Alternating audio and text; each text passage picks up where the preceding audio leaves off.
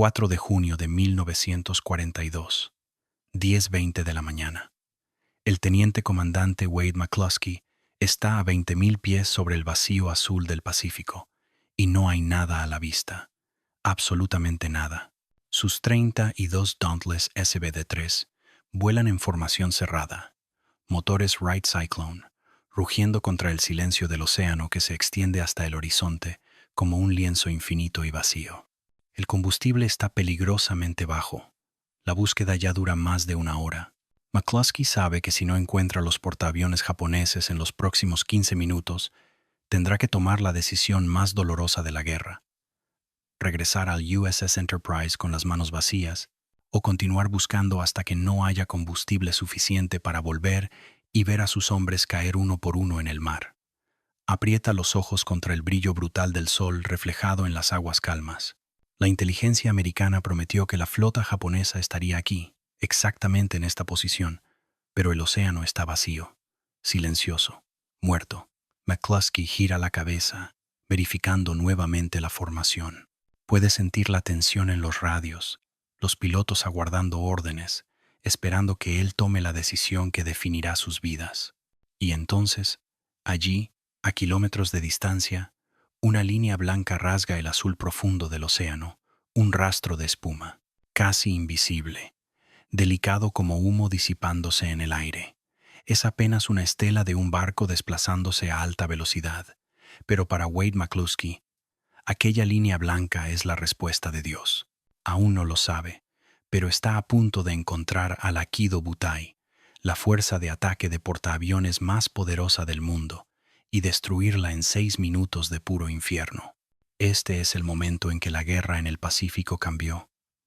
No por superioridad tecnológica, no por números, sino por un rastro invisible y un piloto que supo leer el océano como un cazador lee huellas en el bosque.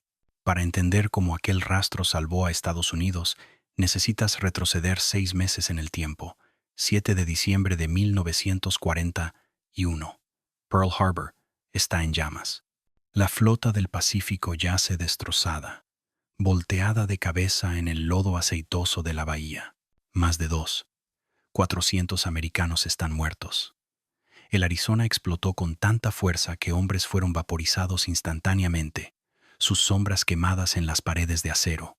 En Washington, el shock es absoluto. América fue atacada en casa, humillada ante el mundo. Pero entre los escombros humeantes de Pearl Harbor hay un detalle que pasará desapercibido por los japoneses. Los portaaviones americanos no estaban ahí. El Lexington, el Saratoga, el Enterprise, todos estaban en el mar cuando el ataque ocurrió.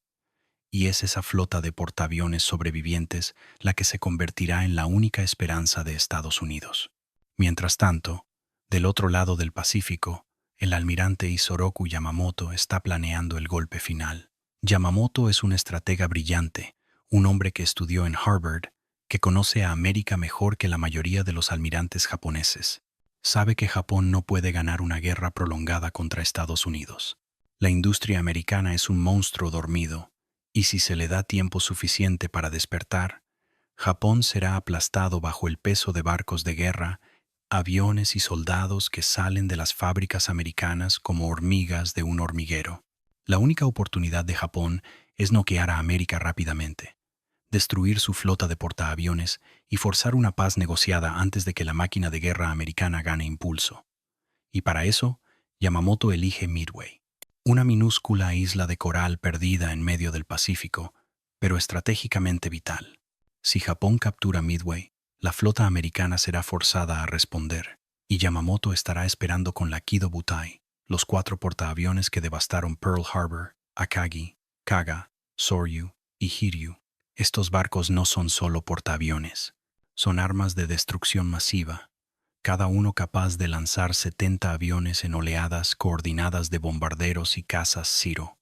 La tripulación del Aikido Butai es la élite de la aviación naval japonesa, pilotos veteranos que entrenaron por años, que volaron misiones sobre China, que ejecutaron el ataque a Pearl Harbor con precisión quirúrgica. Son los mejores del mundo. Y Yamamoto lo sabe. Pero hay algo que Yamamoto no sabe. En el sótano del edificio de inteligencia naval en Pearl Harbor, Un grupo de criptoanalistas está trabajando 24 horas al día, descifrando el código naval japonés JN-25. Liderados por el comandante Joseph Rochefort, un hombre excéntrico que trabaja en bata y pantuflas, estos analistas interceptaron mensajes japoneses que mencionan un objetivo misterioso identificado solo como AF. Rochefort cree que AF es Midway, pero necesita pruebas. Entonces arma una trampa. Ordena que Midway envíe un mensaje sin encriptar, reportando una falla en el sistema de desalinización de agua. 2 días después, los criptoanalistas interceptan un mensaje japonés. AF tiene problemas de agua. Listo. Rochefort sabe dónde y cuándo los japoneses van a atacar. Entrega la información al almirante Chester Nimitz, el comandante de la Flota del Pacífico, un texano de habla suave que decidió apostar todo a esta inteligencia. Nimitz envía todos los portaaviones disponibles, Enterprise, Hornet y Yorktown. Este último todavía dañado de la batalla del Mar del Coral, remendado a las prisas en Pearl Harbor. Es una flota menor, más débil, tripulada por pilotos menos experimentados, pero tienen algo que los japoneses no tienen. Saben dónde estará el enemigo. El 4 de junio de 1942, las dos flotas convergen hacia Midway. Al amanecer, aviones japoneses despegan del Aikido Butai y bombardean Midway, arrasando las instalaciones de la isla. Pero mientras tanto, los portaaviones americanos ya están lanzando sus aeronaves. La primera oleada de ataque americana es un desastre. Los torpederos TBD Devastator, lentos y vulnerables, vuelan directo al infierno. Los Zeros japoneses los masacran. De los 41 torpederos lanzados, 35 son derribados. Ningún torpedo acierta. Es un baño de sangre. Los hombres mueren quemados vivos, ahogados, destrozados por fuego antiaéreo, y mientras esto sucede, Wade McCluskey está allá arriba, a 20.000 pies, buscando la flota japonesa, sin saber qué está pasando directo por ella.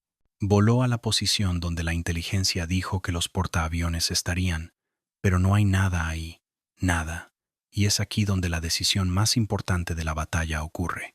McCluskey podría regresar, debería regresar, pero algo en él, instinto o terquedad, se niega a aceptar la derrota. Decide continuar buscando, aún sabiendo que puede estar condenando a sus hombres. Y entonces, ve el rastro, aquella línea blanca delicada cortando el azul del océano. McCluskey no duda. Gira la formación para seguir el rastro. La línea blanca en el océano pertenece al destructor japonés Arashi, que está regresando a la flota principal después de cazar un submarino americano. El capitán del Arashi no tiene idea de que está llevando la muerte directamente al corazón del Aikido Butai. Mientras los Dauntless siguen el rastro, el combustible continúa cayendo. Los pilotos detrás de McCluskey están nerviosos, pero confían en el comandante. Siguen en formación, ojos fijos en el horizonte, esperando, y entonces, a las 10:20, ven 4 portaaviones, dispuestos en formación cuadrada perfecta, cortando el océano a toda velocidad. Akagi, Kaga, Soryu e Hiryu. Las cubiertas están repletas de aviones siendo reabastecidos y rearmados, mangueras de combustible estiradas, bombas apiladas, tripulantes corriendo de un lado a otro. Acaban de recuperar los aviones de la primera oleada de Midway y se están preparando para una segunda oleada. Nadie está esperando un ataque aéreo americano. Los Zeros que deberían estar protegiendo los portaaviones están a baja altitud, habiendo acabado de masacrar a los torpederos americanos. El cielo sobre los portaaviones está vacío, y Wade McCluskey está a punto de zambullirse directo en él. Levanta la mano, hace señales a la formación y empuja la palanca hacia adelante. Los Dauntless caen del cielo como halcones. El descenso es casi vertical, el viento aullando alrededor de las alas, los motores rugiendo, la velocidad aumentando hasta que el avión tiembla violentamente. McCluskey mantiene los ojos en el Kaga, el más grande de los portaaviones, ajustando la mira, corrigiendo el ángulo, esperando el momento exacto. Abajo, en la cubierta del Kaga, Los marineros japoneses miran hacia arriba y ven el cielo oscureciéndose con bombarderos en picada. El pánico explota. Hombres gritan, corren, intentan desconectar las mangueras de combustible, empujar las bombas lejos de los aviones. Pero es demasiado tarde. McCluskey suelta la bomba a 800 pies, y jala la palanca con fuerza brutal, la gravedad aplastando su cuerpo contra el asiento mientras el Dauntless sale de la picada. No ve el impacto, pero lo siente. La bomba de 1000 libras atraviesa la cubierta de vuelo del Kaga y explota en el hangar inferior donde están almacenados torpedos, bombas y combustible de aviación. La explosión es apocalíptica. Una bola de fuego naranja y negra irrumpe de la cubierta, lanzando hombres y aviones al aire como juguetes. Torpedos explotan en cadena. El fuego se esparce instantáneamente, alimentado por combustible de aviación que escurre por los pasillos como lava. Hombres se queman vivos, atrapados dentro de los compartimentos sellados. Otros saltan al mar, prefiriendo ahogarse a morir quemados. Mientras el Kaga arde, el Akagi es alcanzado por otra bomba. El buque insignia de Yamamoto, el orgullo de la flota japonesa, explota en llamas. El almirante Chuichi Nagumo, comandante del Aikido Butai, está en el puente cuando la bomba impacta. Es lanzado contra la pared por el impacto. El puente se llena de humo negro. Gritos resuenan por los intercomunicadores. Reportes de daños llegan de todos los sectores. Incendios incontrolables, explosiones secundarias, sistemas de control de fuego destruidos. Nagumo está en estado de shock. En menos de 5 minutos, 2 de sus portaaviones están condenados. Y entonces viene la tercera oleada. Bombarderos del USS Yorktown se lanzan en picada sobre el Soryu. 3 bombas impactan el portaaviones en rápida sucesión. El Soryu explota como los otros, transformándose en un infierno flotante. En 6 minutos, 3 de los 4 portaaviones japoneses están en llamas. 3 barcos de guerra que parecían invencibles, que habían aterrorizado el Pacífico, ahora están muriendo. Y todo por un rastro blanco en el océano y un piloto que decidió seguirlo. Pero la batalla todavía no ha terminado. El Hiryu, el 4.º portaaviones, escapó del ataque inicial. Su comandante, almirante Tamon Yamaguchi, es uno de los oficiales más agresivos de la Armada Imperial japonesa. No va a huir, va a contraatacar. Yamaguchi lanza inmediatamente todos los aviones disponibles contra los portaaviones americanos. Los bombarderos japoneses encuentran al Yorktown y lo atacan con furia suicida. 2 bombas impactan la cubierta. 2 torpedos rasgan el casco. El Yorktown comienza a inclinarse peligrosamente. La tripulación abandona el barco, creyendo que va a hundirse, pero aún dañado, el Yorktown todavía flota, negándose a morir. Mientras tanto, McCluskey y los pilotos americanos regresan a sus portaaviones, reabasteciendo y rearmando para una segunda oleada. Están exhaustos, con los nervios destrozados, pero saben que el trabajo no está completo. Todavía hay un portaaviones japonés allá afuera, y necesita ser destruido. Al final de la tarde, aviones americanos encuentran al Hiryu. Se lanzan en picada sobre el barco con la misma precisión brutal que destruyó los otros 3. 4 bombas impactan el Hiryu. El portaaviones explota en llamas, el fuego devorando la cubierta, consumiendo los aviones, matando cientos de hombres. Yamaguchi se niega a abandonar el barco. Permanece en el puente mientras el Hiryu se hunde lentamente, llevándolo al fondo del Pacífico. Es el fin del Aikido Butai. 4 portaaviones, la columna vertebral de la Armada Imperial japonesa, destruidos en un solo día.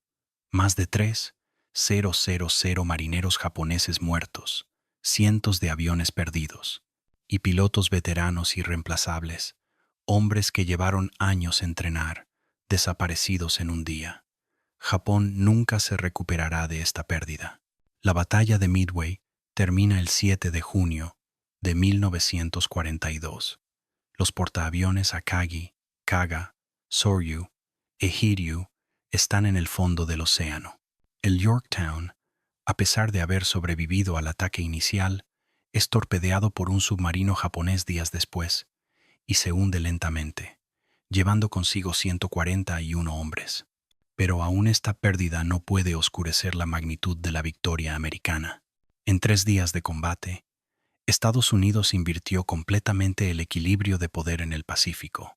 Japón entró en Midway como el depredador dominante, la fuerza naval más temida del mundo. Salió como una potencia herida, incapaz de sustituir los portaaviones perdidos, los pilotos muertos o el aura de invencibilidad que había proyectado desde Pearl Harbor. La máquina de guerra japonesa, que había rugido a través de Asia sin oposición, fue quebrada. Y todo comenzó con Wade McCluskey siguiendo un rastro invisible. Pero lo que hace a Midway verdaderamente fascinante no es solo la victoria táctica, sino las capas de decisiones humanas que la hicieron posible. Piensa en esto. Si los criptoanalistas en Pearl Harbor no hubieran descifrado el código JN-25, Nimitz nunca sabría dónde los japoneses atacarían. Si Rochefort no hubiera armado la trampa del agua desalinizada, nunca habría confirmado que AF era Midway. Si Nimitz no hubiera confiado en la inteligencia y apostado todos sus portaaviones en esa información, los barcos americanos estarían dispersos por el Pacífico, incapaces de concentrar fuerza suficiente para derrotar al Aikido Butai.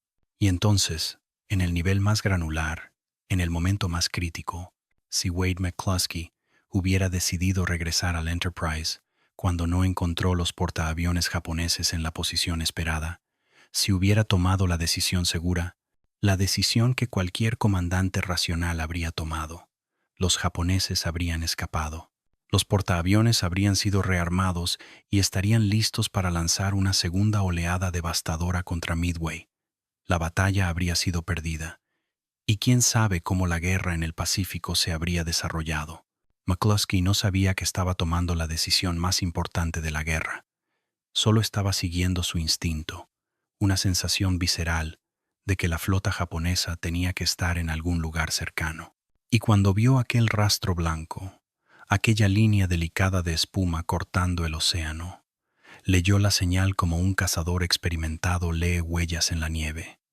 El Arashi estaba regresando a casa, y McCluskey decidió seguirlo hasta el final. No hay heroísmo cinematográfico en esta decisión. No hay música épica sonando de fondo. Es solo un hombre en una cabina apretada, combustible acabándose, mirando un océano vacío y decidiendo continuar. Esa es la realidad de la guerra. Momentos decisivos no ocurren en campos de batalla dramáticos con banderas ondeando y discursos inspiradores. Ocurren en silencio, en decisiones que parecen pequeñas en el momento, pero que resuenan a través de la historia. Y la decisión de McCluskey resonó. 6 minutos. Ese es el tiempo que tomó cambiar el curso de la Segunda Guerra Mundial. 6 minutos de bombas cayendo, explosiones rasgando cubiertas de acero, fuego consumiendo aviones y hombres. 6 minutos que destruyeron la Aikido Butai y dieron a Estados Unidos la ventaja estratégica que nunca más perderían. Después de Midway, Japón fue forzado a una postura defensiva. La ofensiva se detuvo. Las islas conquistadas comenzaron a ser reconquistadas, una por una, en campañas sangrientas a través del Pacífico. Guadalcanal, Tarawa, Iwo Jima, Okinawa. Cada batalla empujaba a Japón más cerca de la derrota. Y todo porque, el 4 de junio de 1942, Wade McCluskey vio un rastro en el océano y decidió seguirlo. Pero hay un aspecto de Midway que es frecuentemente descuidado: el costo humano. Mientras celebramos la victoria estratégica, es fácil olvidar a los hombres que murieron para alcanzarla. Los pilotos de torpedero que volaron directo al fuego antiaéreo japonés, sabiendo que probablemente no regresarían. La mayoría de ellos tenía 20 y tantos años, algunos tenían 19. Volaron sus TBD Devastators, aviones lentos y obsoletos, directo a los ceros japoneses porque eso era lo que se les ordenó, y murieron. De los 41 torpederos lanzados esa mañana, 35 fueron derribados. Hombres como el alférez George Gay, el único sobreviviente de su escuadrón, que estuvo flotando en el océano por horas, observando la batalla desarrollarse a su alrededor, esperando ser rescatado o morir de exposición. Hombres como el teniente comandante John Waldron, quien lideró el Torpedo Squadron 8 en un ataque suicida contra la Kido Butai, sabiendo que no tenía oportunidad de sobrevivir, pero negándose a abandonar a sus hombres. Waldron y todos sus pilotos fueron muertos. No hubo medallas. No hubo desfiles. Solo nombres en memoriales y cartas a casa diciendo que sus hijos murieron heroicamente en servicio al país. Y del lado japonés, el costo fue igualmente brutal. Los marineros atrapados en los compartimentos inferiores de los portaaviones en llamas, gritando mientras el fuego consumía el oxígeno a su alrededor. Los pilotos veteranos que murieron cuando sus aviones explotaron en la cubierta. Los jóvenes reclutas que saltaron al océano y se ahogaron porque no sabían nadar. La guerra no hace distinción entre héroes y víctimas. Todos sangran de la misma forma. Todos mueren de la misma forma. Y todos dejan atrás familias que lloran y se preguntan si valió la pena. ¿Valió la pena Midway? Desde el punto de vista estratégico, absolutamente. La batalla salvó a América de una derrota potencialmente catastrófica en el Pacífico. Dio a Estados Unidos el tiempo necesario para movilizar su industria, entrenar pilotos y construir la flota que eventualmente aplastaría a Japón. Pero para los hombres que murieron ese día, para las familias que nunca más verían a sus hijos, hermanos y esposos, el costo fue inimaginable. Y esa es la dualidad de la guerra. Victorias históricas construidas sobre pilas de cuerpos. Decisiones brillantes que cuestan miles de vidas.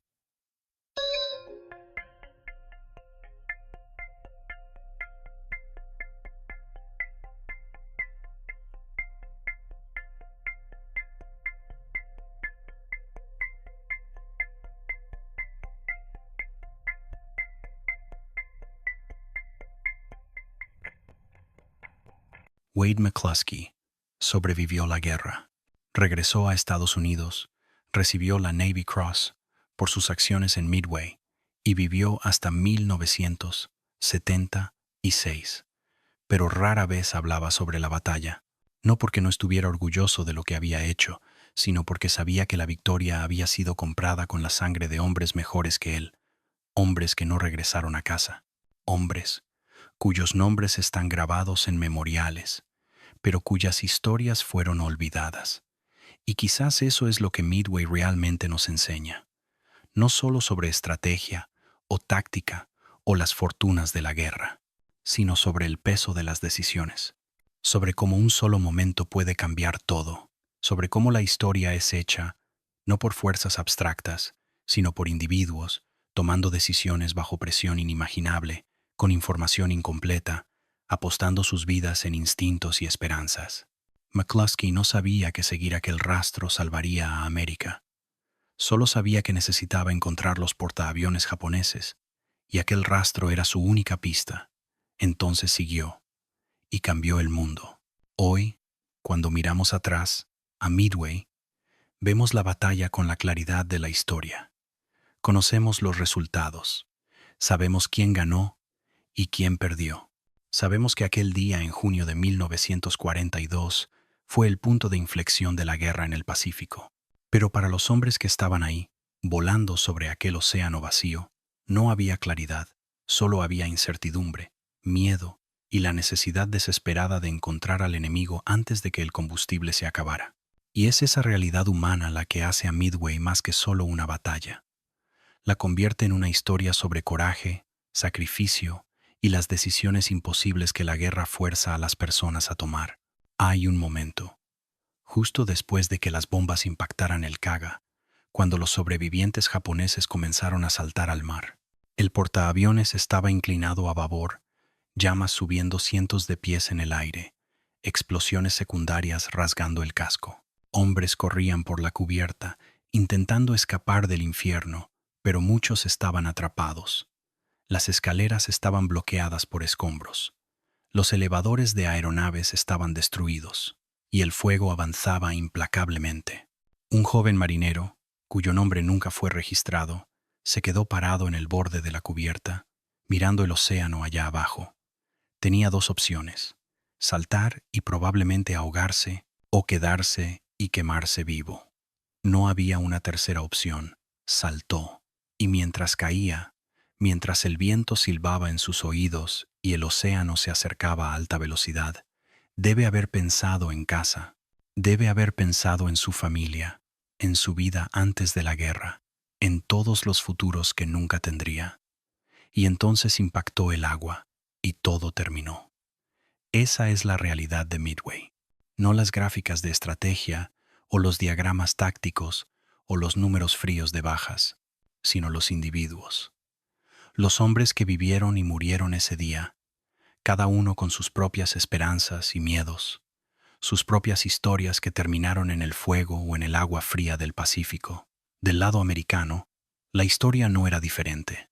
Cuando los pilotos de torpedero volaron al ataque y fueron masacrados por los Zeros, no murieron instantáneamente. Algunos fueron alcanzados y explotaron en el aire, desintegrándose en una bola de fuego.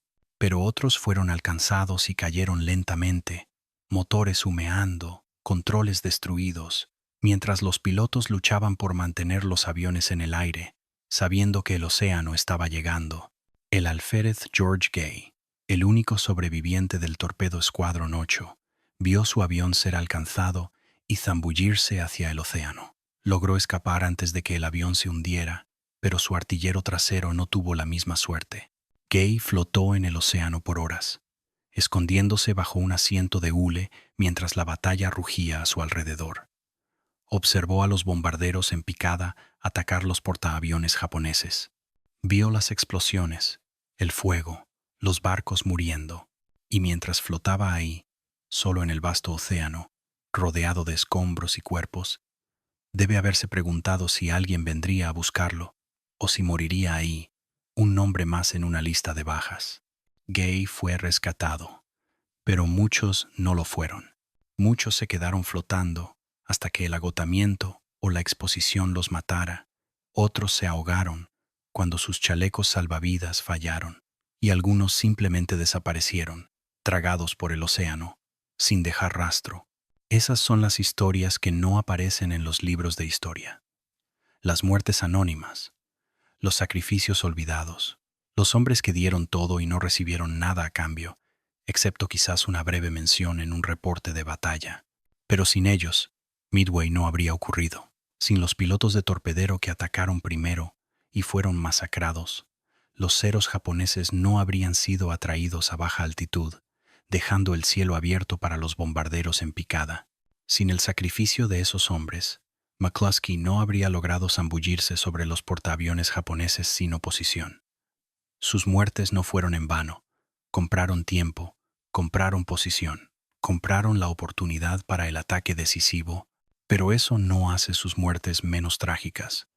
Y es aquí donde la narrativa de Midway se vuelve complicada, porque queremos que la historia sea simple. Queremos héroes y villanos, victorias claras y derrotas definitivas.